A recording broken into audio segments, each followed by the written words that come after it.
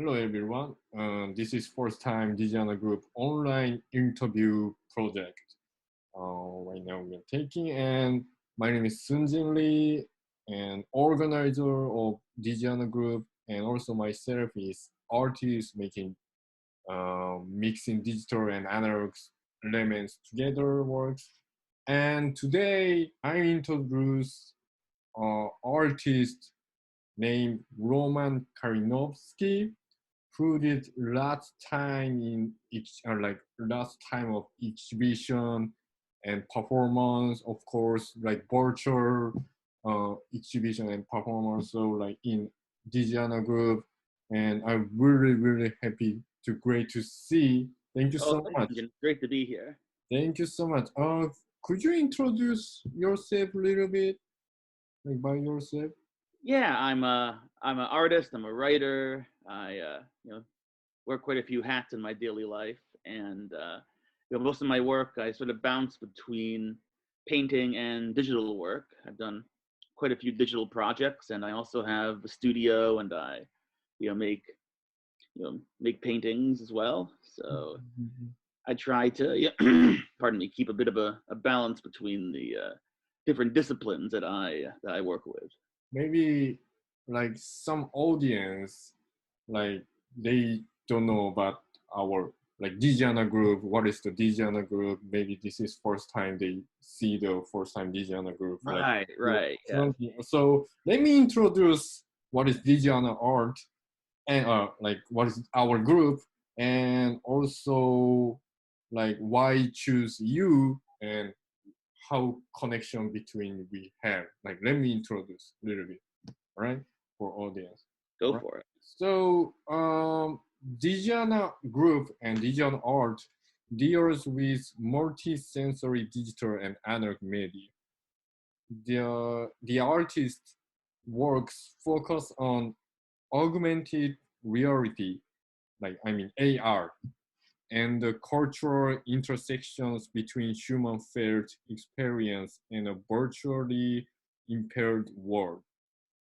Throughout virtual events, group performance, gallery show, and lots of format events, DigiAna Group creates a meeting place for viewers to enjoy and discuss these ideas.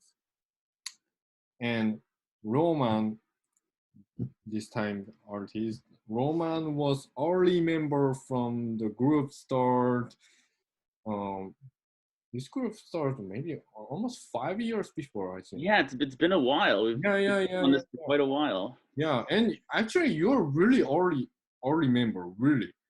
And you and we did a lot of events like in Baby Castle in New York, Hmm. Anastasia in Brooklyn, Bushwick, and CJ1 Gallery in New York. And now we're trying to do a NFT online gallery with the Space 776 gallery in New That's York. gonna be And, great. yeah, we're trying.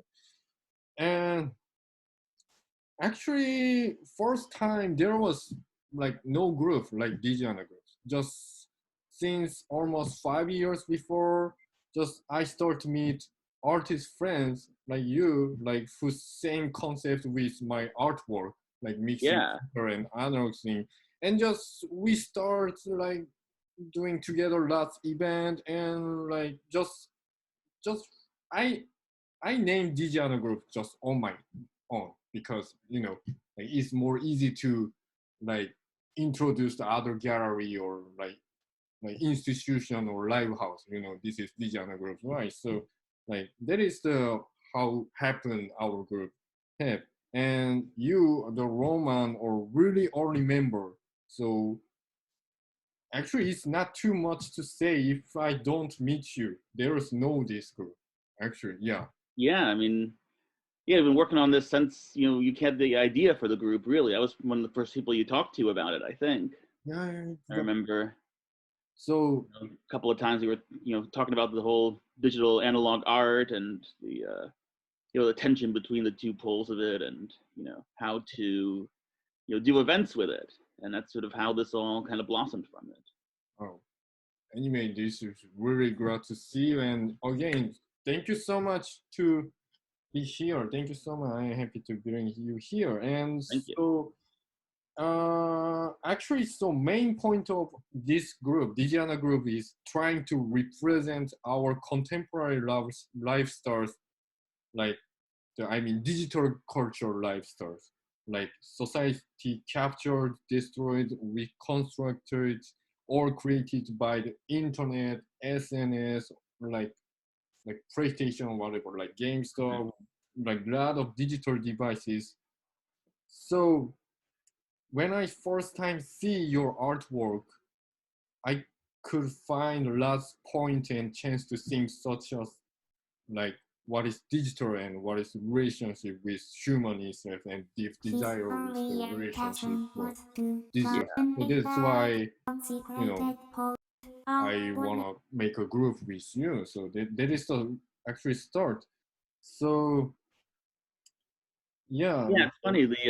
I think the first time we met, we were showing across the hall from each other in Chelsea, right? yeah, right. Yeah, I was in a group show at a gallery, and I was showing a couple of my video paintings, and you had I think it was a solo show, and you had those really great um, The the glitch glitch thing. ink paintings. Yeah. You remember? Thank you so much. Yeah, I still remember those. Those are really nice pieces. thank you so much. Or like, I really love your way to make art, trying to include like human desire into digital cultures, such as like computer games, digital idolism, Japanese video porn culture. I really Yeah, love your concept. I really love. So thank you. yeah, can I ask first questions? Go for Yeah. it. All right, let's go to first question about your artwork. What is your basic motivation for making art? Not, I mean, the question's simple, but it's obviously there's a lot of stuff that goes into it. The basic I'm so motivation. sorry. Like this is first time I do an interview in even like English and like No, it's a good question. It's a good question. I think, I but I obviously it's going understand. to have a pretty complex answer because there's a lot of different motivations that go into doing anything, and it's hard to pin it down to any one simple thing. I mean, I wish I could say that it was a desire to express something within myself, or it was some sort of inner drive that makes me want to do this stuff, but it's not, I don't think it's quite that simple, because quite a bit of the time I have to force myself to get to work on some of this stuff and get it done. It's you know it can be kind of a battle sometimes to show up at the studio and put paint on something, or to get off the computer and code for 7 or 8 hours and try to get something done with it. Mm. So there's obviously a motivation to see things through and to get things done, but what's the motivation behind the motivation? That sort of can still be a mystery even to me. Who knows why we ultimately do what we do? Things sort of happen. Right. Sometimes we just do things arbitrarily. Right. How about like I know your works, a lot of works, but like they have a like almost same concept, like almost digital things, right? With the paintings. Paintings, even like game stuff, video performance, always like some kind of like digital concept inside. I Yeah. can see. Yeah, So the paintings, they're all based on video stills. So they have this sort of digital viewpoint kind of built into them already.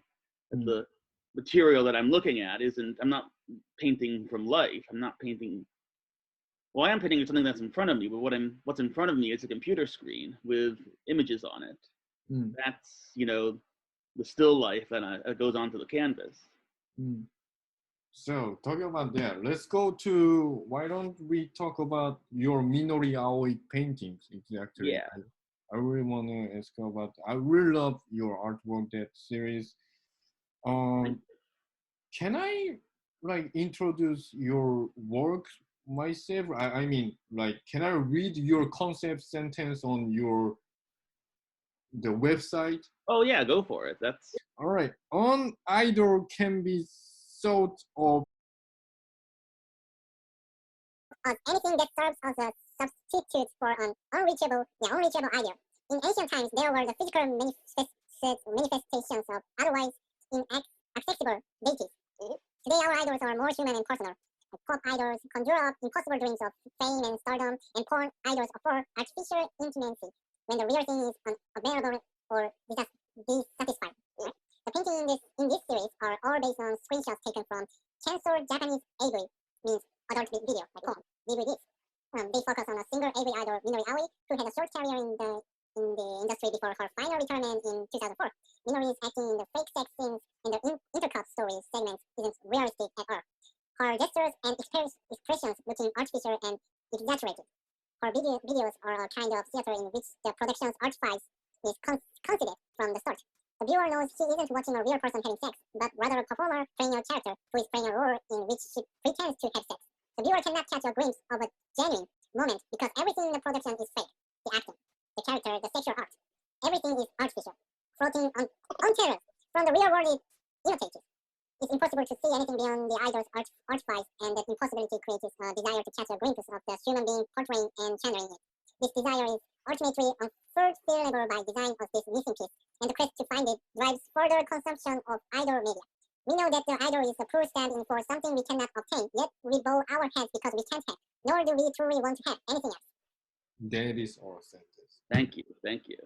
Really wonderful sentence. I really, really love your concept, really. And actually, you always make this artwork like oil painting, right? I saw a lot of time this oil painting in our like exhibition in CZ1 gallery and like other galleries. So this is Yeah, question. Yeah, like, I find that with oil painting, I can really get that flattened, really smooth television look to the canvases. I really get it with other media. I've tried, but I get that really high gloss. Why did you choose oil painting? Yeah, I mean, for one thing, it's what I know. It's what I've been doing for decades now, and on another, it just gives me the effect that I want from the finished pieces. I add different resins and oils into the paint in order to give it this glossy sheen, which gives it a real artifice and artificiality to the final piece. It's glossy, it's slick. The brush strokes are all just blended right out, so it just sort of looks like an image that just appeared on the surface of the canvas, and that's the effect that I want to get with it.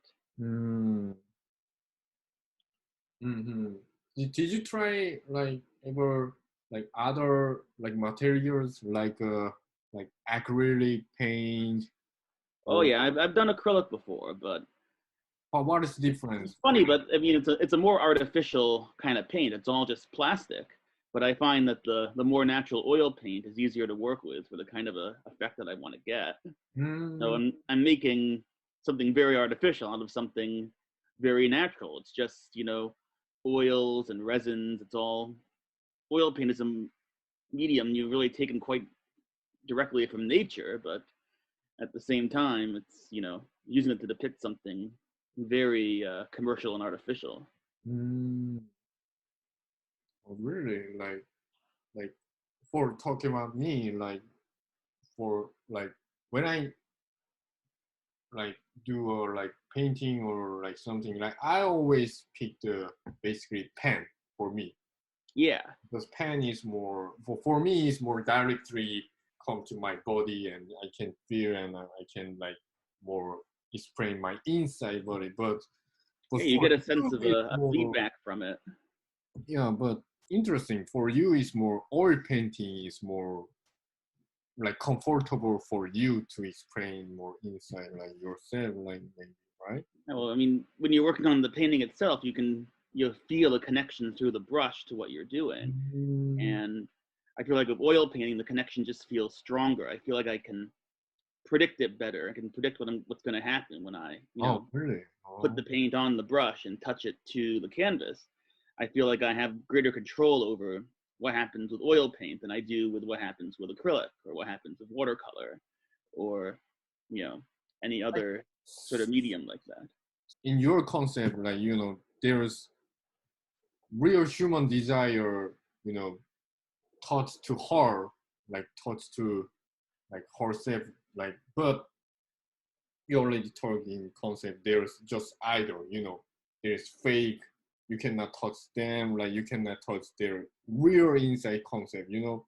So Right. The idol sort of absorbs any sort of humanity around it. yeah, so maybe the brushing stroke, maybe like some kind of explain your real wanna touch her or something like sexual thing or like more relationship, like touch relationship, maybe You know, yeah. touching the paint is a way to kind of touch something beyond the canvas. That's an interesting point. Well, one thing which is interesting, when I was doing a lot of research into the history of idolatry a number of years ago, and there was a back in ancient Sumerian and Babylonian times, there was a great tradition in the dominant religion of those times, where every god would have an idol made of them that would live inside the temple. It would receive sacrifices, and it would be paraded around on festival days and things like that. And in order to make these idols, it couldn't be made by human hands, because what they were depicting was something divine and sacred. And so they had these very elaborate rituals of disavowing the craftsmen who actually made the idols. They would destroy all of their tools, so there was no evidence that they had worked on these idols. And they would symbolically, like chop off the hands, not actually, but they would do like a theater of disavowing, and they would end up swearing that they never touched these idols, because these things just sort of miraculously appeared from the heavens. They had no part in it, even though they did. Interesting, very interesting. Like actually maybe sometime we can talk about like idolism more specifically. Like let's talk about like Yeah. actually like actually I'm from Korea, so but like me and you also have a lot of interest of Japanese culture, of course, like idolism. So Yeah. even Korea and Japan have a different idolism. So like like Well, I mean, K-pop is the really popular stuff right now. Yeah. All the really big idols right now, at least around here, are the K-pop Actually, bands and all that. like I want to talk about that kind of thing maybe some next time. So, but Oh, definitely. yeah. A lot of interesting developments the past couple All of years right, we've got to catch up on. all right, got it. Maybe next time. All right, like wait, like please wait until my English skills more grow. Aw. All right, got it. Can I go to next question? Like, Go all for it. right.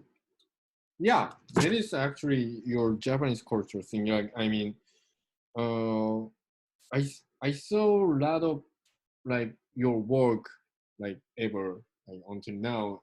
Like of course, like you guys can check your work, great work in your website, and there's Minori Aoi series, uh, porno hagiography, and RPG Maker thing, and Hatsune Miku, like A video. couple of my Miku projects, yeah. Yeah, and they are all like great, have a Japanese culture, right? So like, why you start having interest in Japanese culture, like, especially? I mean, it's the kind of thing that just sort of happened. A lot of the things that I've been interested in, these interests that kind of developed into these various bodies of work, it's just sort of a coincidence that, you know, the best way to express this one interest ended up being through painting this particular idol. And that's some of the themes behind that kind of, broke off into the Hatsune Miku series, with this virtual idol who has no human being really behind its presence. It has, well, no singular human being. It has this whole army of people creating content with her image and voice. And so that interest and that, that want to work with her, and that became its whole series of things. Like they record the story, like first time the Hatsune Miku is the, like what is that? you saw the poster, right? Oh yeah, yeah. I'll tell that story. Yeah. Yeah. Well, I was in grad school at Pratt Institute in New York, Mm. and when I had some time off, which was somewhat rare, I would go into Manhattan and go to the Japanese bookstore Book Off because they always had cheap CDs there, and this was Book off. Book Yeah, Off. yeah, Yeah, I don't know if they're still around. I hope they are, but back then they had a really large CD selection there.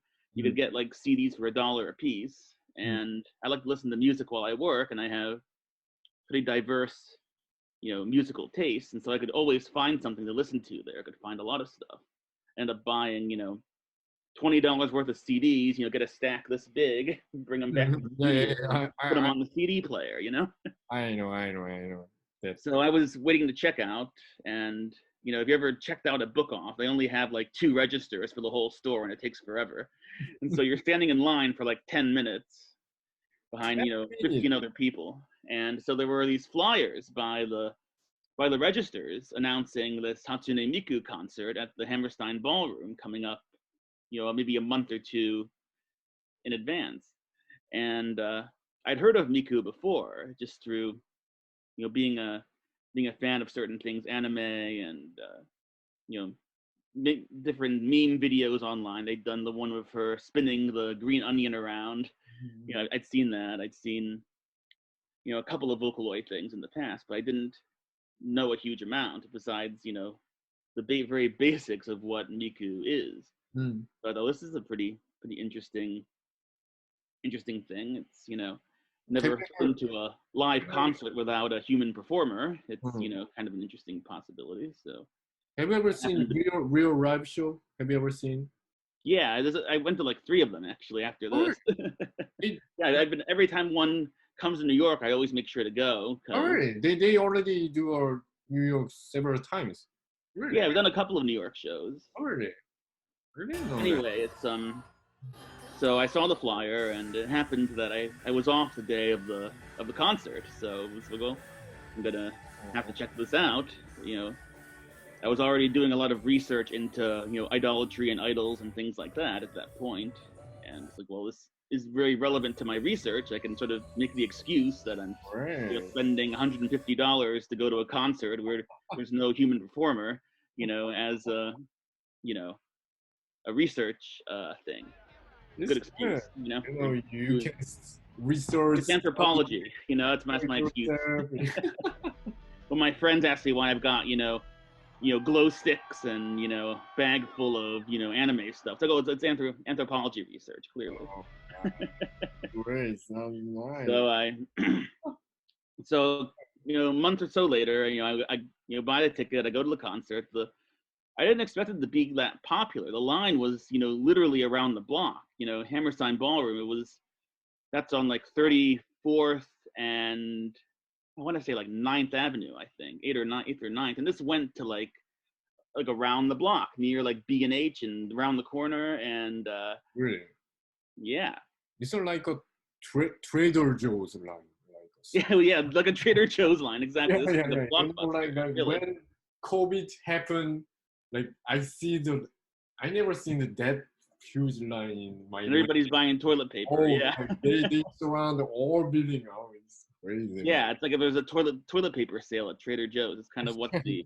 Yeah, even toilet paper at Trader Joe's is. Sorry, it's other story. Sorry, anyway. That's sort of what the line was like, and a lot of people were in costume. There were a lot of cosplayers with very, very interesting, very elaborate. I'm really surprised when I come to New York. A lot of cosplay people I can find in New York. Even there's a really great cosplay community. I haven't. Last month I visited to see the sakura cherry blossom to. Oh, that's wonderful! Roosevelt Island. I've always wanted to go and see that. That sounds beautiful. Yeah, and I saw a lot of the black young girls they have a pink hair and ceremony cosplay, and they took a lot of photos from back to sakura. There's a really good cosplay community in New York, and they had a chance to meet with people after from after the concert, people got to know and went to events for and things like that. It's pretty cool. It's good. Like, you know, like I also grew up in Japan, so I really love, like, people love the Japan culture. Like, it's good. All right, let's back to your next. Oh yeah, just to finish the Miku story real quick. You know, the concert happens and it's, you know, it was you know, a really great show, but I ended up being very emotionally moved by it. I mean, I was surprised at how affected I was by the music, by this sort of artificial digital voice, sort of being, I guess, in that space with all these fans, and you know, just sort of being overwhelmed and, you know, very, you know, moved, almost crying from the experience. Oh, and really? Almost crying. yeah, emotion in this digital voice, and so that really spurred me on to, you know, I thought about it, you know, after the show. I was, you know, getting a coffee, you know, and trying to decompress afterwards, and right. I decided, you know, I want to start working with this character, with this digital entity, and I want to see what I can make with this. Like, Because obviously people can make pretty great stuff with these I know there's personified yeah, I know. tools, really. I know there are lots like collaborations happening with video on the internet. There's so many like people I know. There is a big culture actually. All right, like actually maybe we can talk about like Voltoroid, like how to say Voltoroid? Yeah, Voltoroid. Oh, Vocaloid? Yeah, Voltoroid and like digital, like how to like digital and like virtual things gonna make like pop song culture is gonna change. Maybe next time we can talk about that issue. Maybe we can. Yeah, I mean, that's something I haven't, like the whole VTuber thing. That's something which I haven't really dove into much myself, but I find it very interesting. These, you know, it's another very similar thing with what happened with Miku, sort of building up these artificial personalities, and people become very devoted to the ones that they, you know, particularly like. Like there's the shark one, there's the dog one who makes very cute noises, things like that, and there's so many of these. So next question. You did virtual exhibition on DigiAna Virtual Art Fair in January this year. Do you remember? Yeah, that was the one on Mozilla Hubs, right? Yeah, Modular Hub. Right. That was a lot of fun. I like that a lot. Yeah, I really love your exhibition place. And actually, could you explain this work more specific about that time is the Miku scanner series, right? Yeah, the Miku scanner. Well, and like I guess in order to talk about Miku scan things and why exhibition space is so black and more other like your let me let me intro please. Yeah, well, I guess in order to talk about the Miku scans, I should probably talk about the project that the scans are all drawn from, which is Miku Forever, which is was sort of the project that came out of my examination of, you know, Miku and the technology behind the voice and behind the image. And it's a pop song that continually rewrites itself, and it's perpetually performed by Miku. I would like to have it, you know, streaming online 24/7 or something. I don't really have the bandwidth for that right now. Maybe when I get back to the city, but for now, it's basically every 2 minutes it outputs another 2-minute long song, and changes some of the parameters that it uses to generate them, so it mutates over time. And all the entire time you have the character of Miku as a 3D model singing the song and dancing around on the stage, you know, never tiring out, never, you know, breaking a sweat, you know, does all the dance moves, you know, pretty effortlessly. And so I always had an interest in things like glitch art and, you know, things like that. And so back when I was in grad school, another grad school thing, one of my friends had this document scanner that's just like a it's a handheld scanner. It's like a little bar, and you just sort of drag it over whatever it is you want to scan, instead of putting the thing on a bed and closing the lid. You just sort of drag it over it, and I thought you could scan a lot of really interesting stuff with this. So I bought one, and I figured out how to make it work on a screen, and I started scanning the screen while Miku was while Miku Forever was running, and Miku was doing her dance around the screen.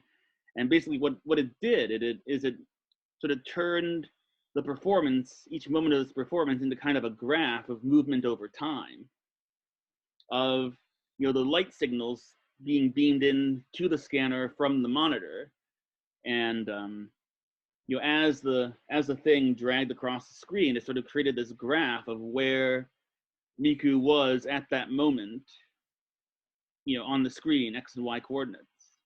And so that's where the scan, and when you look at it as an image, it's it becomes this kind of ghostly presence. Sometimes it's unrecognizable as anything remotely intelligible, but sometimes if you sort of catch Miku in a moment of stillness, you sort of get a likeness to it.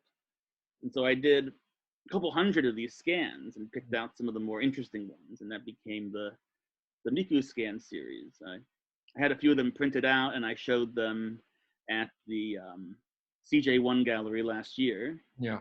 That was great, and it looked good printed out, but I think it is kind of a digital thing. It's I think it might be a body of work that's more at home as something digital than as something printed out and put into the world as an object. So I'm thinking about that right now, ways of, and that's what I was thinking of when I did the virtual reality thing for the Mozilla hubs, was sort of using the scans in a virtual environment. And what I ended up doing was just putting it all in randomly. I had a random number generator, and I fed it, or I modified it to output X, Y, and Z coordinates that could be put into the Mozilla hubs. And so basically I just generated a ton of random numbers, and that's where everything was in the space for the show, was just randomly thrown in there. Yeah. Quite literally randomly. I didn't really have any say in it myself, other than anything egregiously bad that would break the entire experience. Obviously I vetoed, but and I sort of just left the general layout of the thing just a chance, and then it ended up looking pretty cool. It had this kind of, That was cool. it was like this sort of constellation of images in this endless void, which is what I was kind of going for with it. Actually, so like the reason like you make that like place like a black is kind of like, I don't know, like for me, when I first time visit your place, like it's kind of like scary. Yeah, I mean, my thinking behind the blackness of it was that the scans in the parts where there isn't light coming into the scanner, it's black. So I kind of wanted the entire environment to be that kind of off switch, 0 versus 1. It's the dead space around the presence of Miku, and I wanted everything to be switched off except for those little areas where Miku is present, and being picked up by the scanner. Actually, like, yeah, there is, like, I also feel in that black color, like some kind of like darkness point, like I feel like some kind of like, I don't know, like some dark side about the relationship with like digital thing and human desire, like some chaos situation. This is for my like inspiration, like just yeah. I feel that like some, I love it.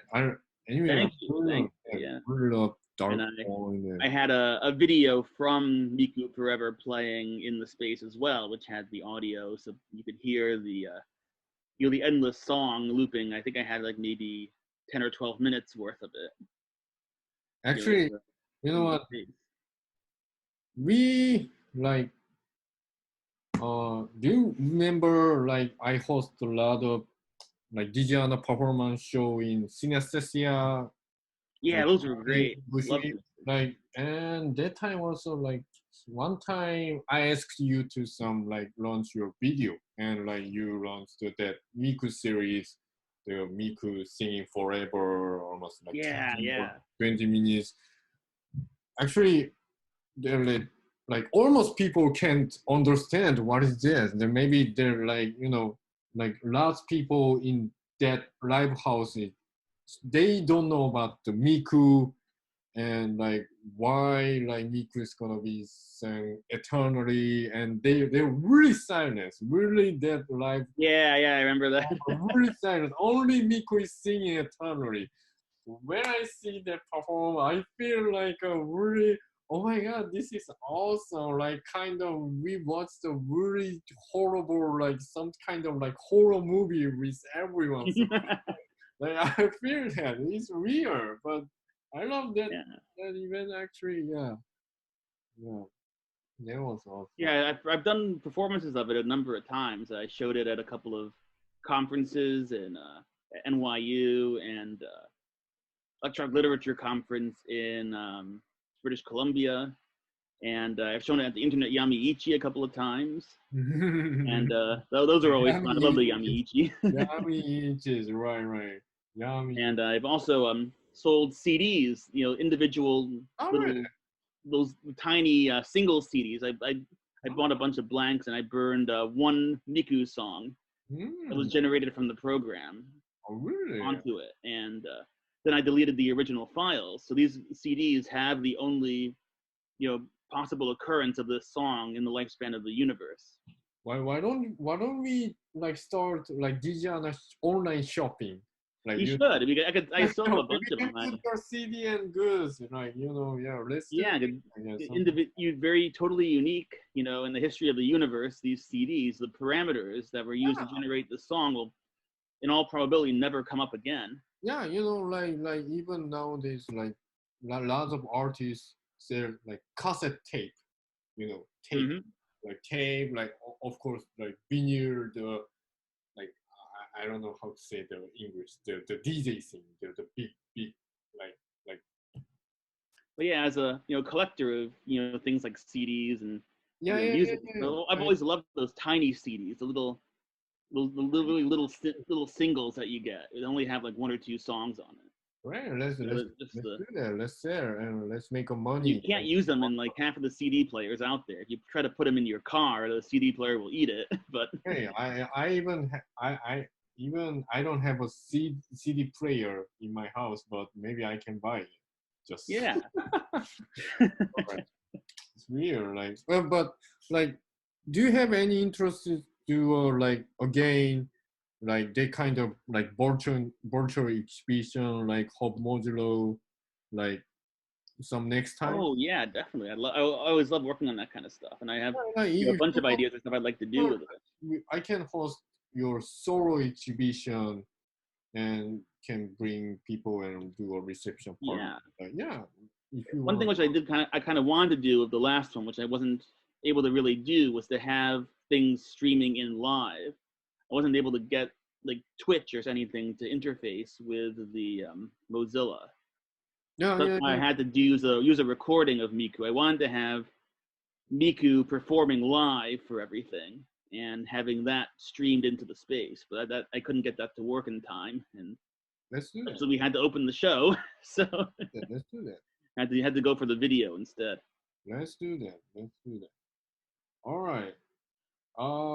Can I go to next question? Yeah, go for it. Yes. Let's talk about the writer activities, like things like. So, how's going your writer activities? Like everything, like I mean, like, is there any like or many changes in art world issues in this Corona era?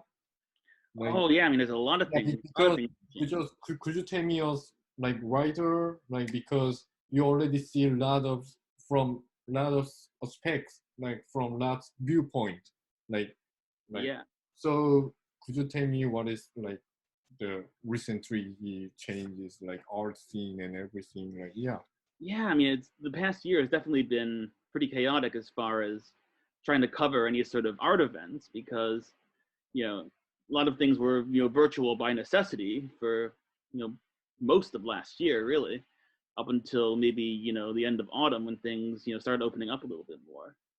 Um, I was looking at a lot of virtual art exhibitions, trying to, cover them, but then it sort of becomes, it's difficult to write about a virtual exhibition like that because, well, for one thing, you don't have access to the physicality of the work. You have access to the sort of a digital recreation of it. And, that could be interesting to write about for certain types of work, but a lot of the work that was being shown in these online showrooms is work that really you kind of do need to experience in person. It's not work that was made for being shown digitally. It was sort of shoehorned into one of these, online gallery platforms, and was sort of used as a the next best thing to being there. Mm-hmm.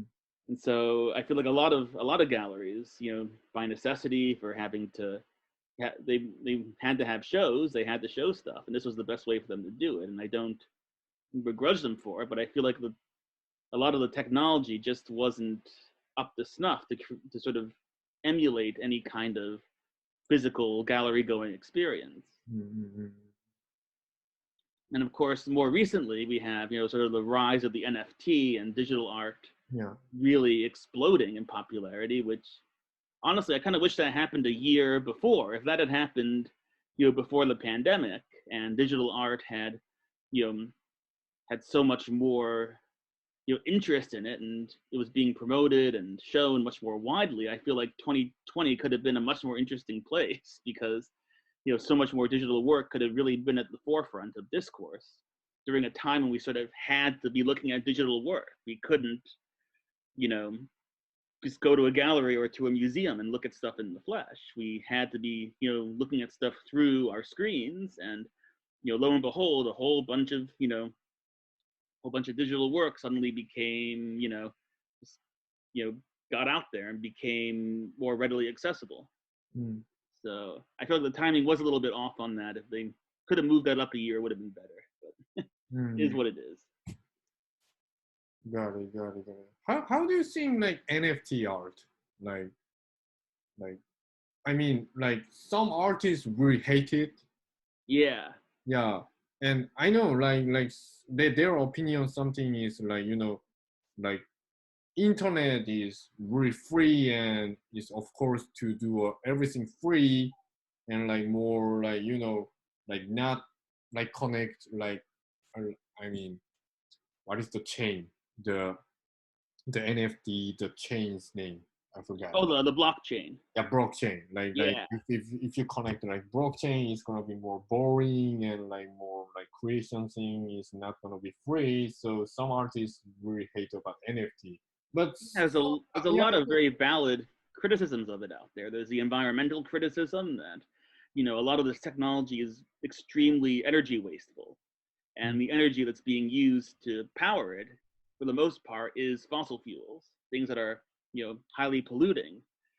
And, that's a problem. And I think there are attempts to solve it. There are some platforms that are, more environmentally friendly than others that are trying to use sustainables to, drive, the processes that underlie the blockchain, the, cryptographic part of cryptocurrency.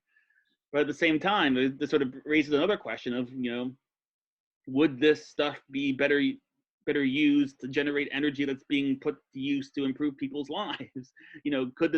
Why is all this energy being diverted to, solving computer puzzles to make play money? Mm. And that's an important issue, and it's, something which I haven't really seen solved to any degree of satisfaction yet. Mm. And I guess the other one is the issue is like you said, the internet kind of being chained up by the blockchain of things that were previously freely accessible becoming, more constricted and more restricted. And that's another issue that I have with sort of privatization of these of technology, things becoming less accessible and less, and more exclusive to one person or whoever can pay for it. Mm-hmm. Got it.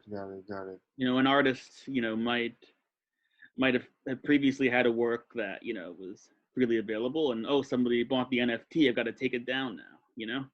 Yeah, right. Let's get in about that. Like, how do you think how to more coming digital technology and future things gonna change art world or our creativity things? How's it gonna change, do you think, digital technology? It's always hard to say. If I knew the future, I'd pick the lotto numbers. But it's one thing I think I'm excited about is artificial intelligence in art. AI art. And there are a number of really great artists who are doing stuff with AI. Trevor Paglen had a show at Metro Pictures a couple of years ago, which used what's it called?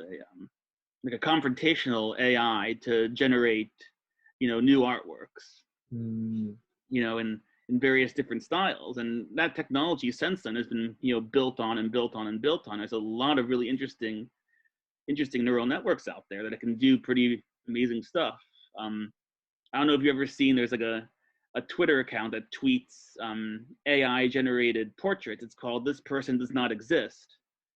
And it's just these, for the most part, photorealistic, portraits of people that are generated by a neural network. They're not real people. They're these kind of Frankenstein's monsters of different parts of people that have been observed by the digital eye of the AI and then kind of reconstituted based on the way in which data moves through a neural network. And sometimes there's some sort of glitch in the system and somebody's hat explodes into a million tendrils coming. There's going to be really bizarre stuff, and that's part of the appeal, I think, of this. Kind of the appeal of AI art in general is not so much when it makes something which is, a perfect facsimile of human creation. I think the most interesting part is when it breaks down and makes something totally surprising. And that's where I think a lot of the potential of AI art kind of lies, is in doing things that, people wouldn't really think to do. And I think you don't really need AI to get that. I mean, you can that's sort of where glitch art, I think, comes in, is, using these kind of flawed or imperfect processes to distort and, change data in surprising ways that you couldn't really do if you tried. But I think that AI is definitely a tool in doing stuff like this. And I think that in the next, couple of years, as this technology starts to, become faster and easier to use, we're going to see a lot of really interesting stuff coming out of it. Right. Actually, for me, there is some differences between what is DigiAna art and what is the digital art. Oh, definitely. Some differences from myself, talking about digital art, a kind of AI thing, or new technology coming, blockchain, NFT, or always new technology, digital thing come, people make a creation thing using that kind of technology. There is the new digital art, but for me, what is the DigiAna is we gonna reconstruct and redefine, and once we gather that kind of thing, we make a collapse, destroy everything. Yeah. And we construct and think about what is the AI is, what is the NFT is, what is the what is more inside the digital and human like like desire, and what is Going back to basics. technology Yeah. like. So like for me, so like yeah, like glitch effect is really exactly what is DigiAna thing. For me, I always have some kind of like sympathy when people talking about glitch. You know, glitches always happen like analog program happen inside the digital. Yeah. No, yeah. So Yeah, and I feel like with DigiAna, the digital and the analog, I feel like there's a work that kind of embodies that aesthetic, kind of has a tension to it between the virtual and the real. It's something yeah, that can be constituted in a number of different ways. Something like my paintings that sort of have a digital origin in these video stills, but are actually very laboriously hand painted, with oil and rocks on fabric. Mhm. And something like maybe some of the Miku stuff, which sort of tries to bring a lot of these human emotions and this sort of emotional experience of being in front of a performer, but also kind of instrumentalizing it and completely blowing the whole thing up and turning it into this kind of infinite black hole of possibility. I Mhm. feel like that's sort of the appeal of the digital and the analog to me. It's this kind of tension between the real and the virtual. Yeah, actually, so like like we're gonna soon do our first time NFT group art show. Like before, I like talk about earlier. Like we're gonna do I'm like looking forward to that. yeah Space 776 yeah collaboration, but like I still think about what is NFT and like what is we can do. Like so like I Yeah, want. exactly. I kind of want to do something which Yeah, I just I haven't thought wanna. about exactly what I want to do for it. Well, I've thought about it, but I haven't decided yet. Yeah, I like mean, I mean, like I just wanna like make people think about from our when people see our work.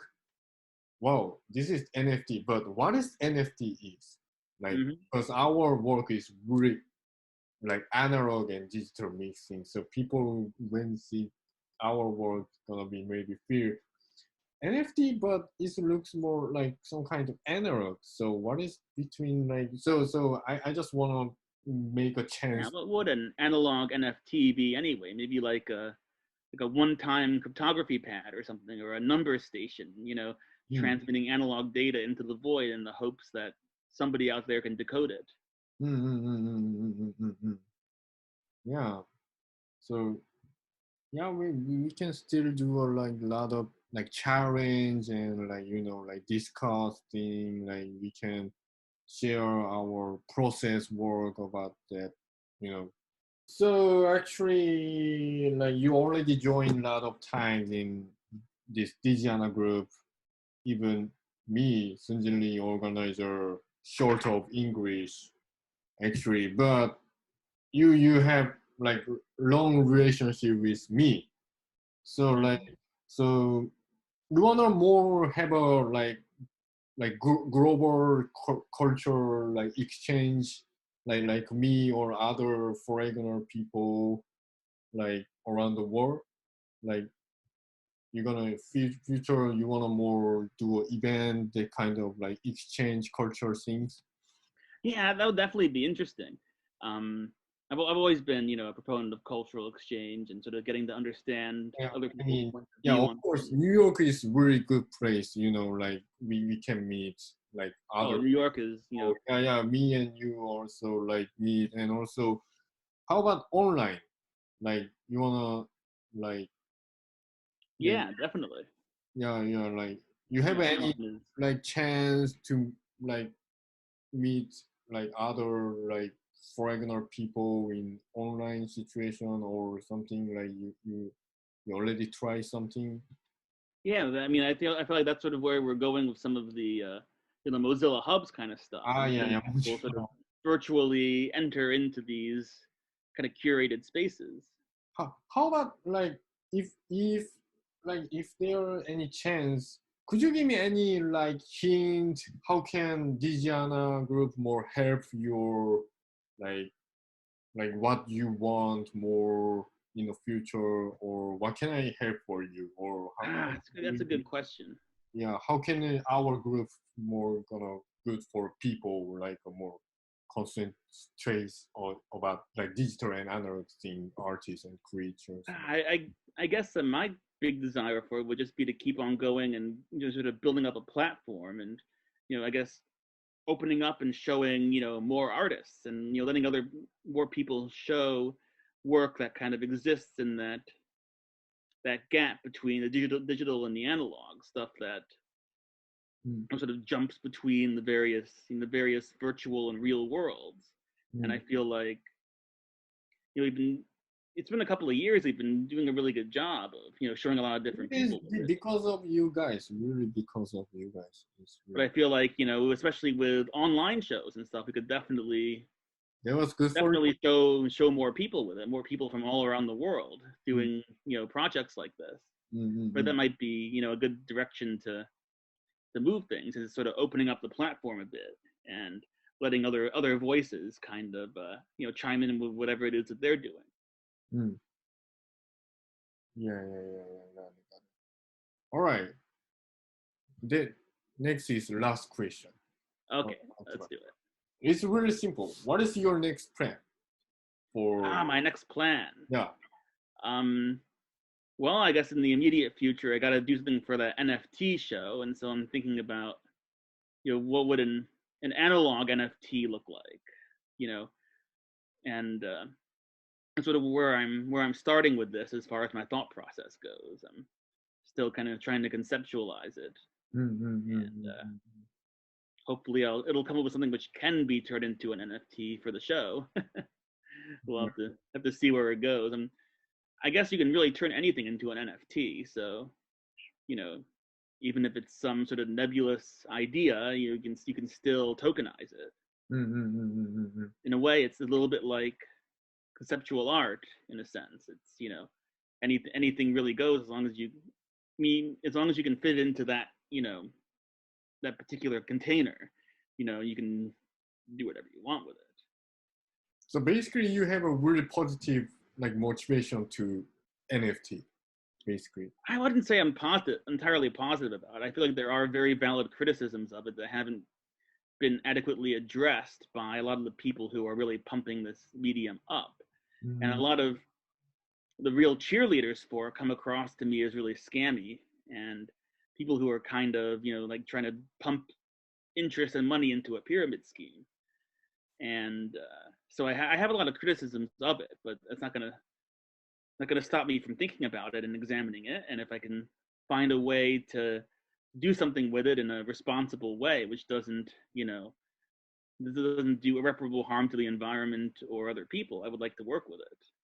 But at the same time, I think there are a lot of concerns with it that need to be addressed, hopefully in the very near future, as this kind of NFT mania goes on and people are dumping a lot of cryptocurrency and real world money into it. Thank you so much for thank you interview. Thank you so much. And nowadays, Corona situation is get a little bit more cure, in New York. Be back in the city hopefully next week. Yeah, maybe we can do maybe soon we can do exactly performance show or exhibition soon. I love that. Yeah, also art fair we can join maybe soon. Yeah, we're talking about that. Let's meet up and go over that sometime. That's Yeah. Let's talk about definitely. That. All right. Interview is gonna be now finished. All right. And all right. Thank you so much. It's been great. And everyone, thank you so much. This is Roman Kalinovski. Thank you so much. Thank you.